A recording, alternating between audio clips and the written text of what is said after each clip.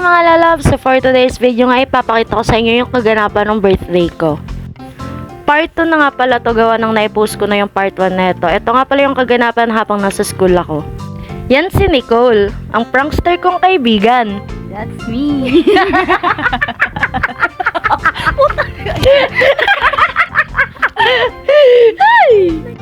Ang sabi niya sa akin dyan na hindi siya makakapunta gawa ng may dinner sila ng family niya. It's a prank. Prank! Eto nga't nagluluto na siya ng carbonara dito sa bahay. Eto na nga pala yung time na pauwi na kami at sabi ng isa kong kaibigan or kaklase, dilim daw sa daan kaya nag-flashlight siya. Ang hindi ko nga alam, binibidyohan niya na pala ako niyan papasok sa bahay namin.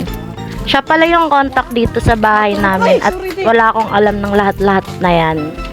At pagbukas ko nga ng pinto, Love's an open.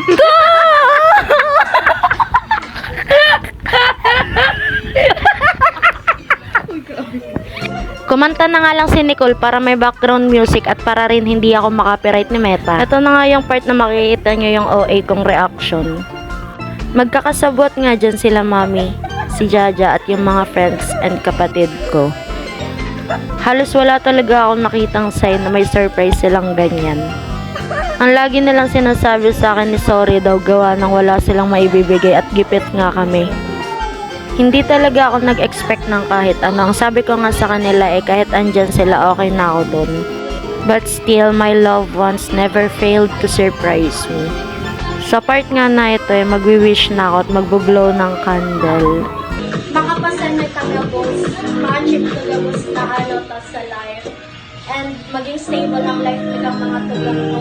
Marayo kami sa ilang long life para sa family and parents ko. Maging LTTs kita and lahat ng ikakamaray ng mga nagpapadakot sa padawan ko. And sa mga may kaangkutan sa akin, sigat na ang bahala sa ito. Amen. Yay!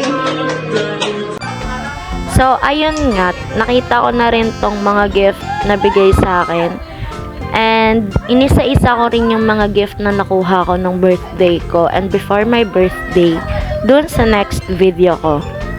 So, ayan nga, this one is towel galing sa mama ni Jaja, kay mama. Ayun, thank you ma. This was my second time na naka-receive ako ng gift galing kay mama, which is mama nga ni Jaja. So, last year ata, New Year siguro, nakakuha rin ako ng gift. And this one, sobrang saya ko talaga kasi another makeup set. And alam kong galing kay Jaja yan. Pangalawang beses niya na ako binigyan ng makeup set kasi nung una, nung last birthday ko. Nung una nga, nagtatanong talaga ako kung kanino galing kasi hindi ko naman alam na kay Jaja galing yan. Gawa nga nang sabi niya na wala siyang pera. Hindi ko nga alam paano nagkaroon ng condom dyan, te. Pinagtripan pa nga yung regalo sa akin. Akala ko nga talaga kasama siya sa makeup set. Ayan nga lang yung simpleng ganap pero sobrang na-appreciate ko nung birthday ko kasi hindi talaga ako nag-expect ng kahit ano. Nakala ko matutulog lang ako galing school. Kaya sobrang mahal ko kayo. Thank you guys. Sa part nga na ito, tumawag dyan si mami para ipakita yung surprise nila sa akin. Thank you po kay Tita Me and Tita Jen and kay mami na sobrang nag-effort para lang mapasaya ako nung birthday ko. Nasa ibang bansa sila pero nagawa pa rin nilang mag-effort para sa akin.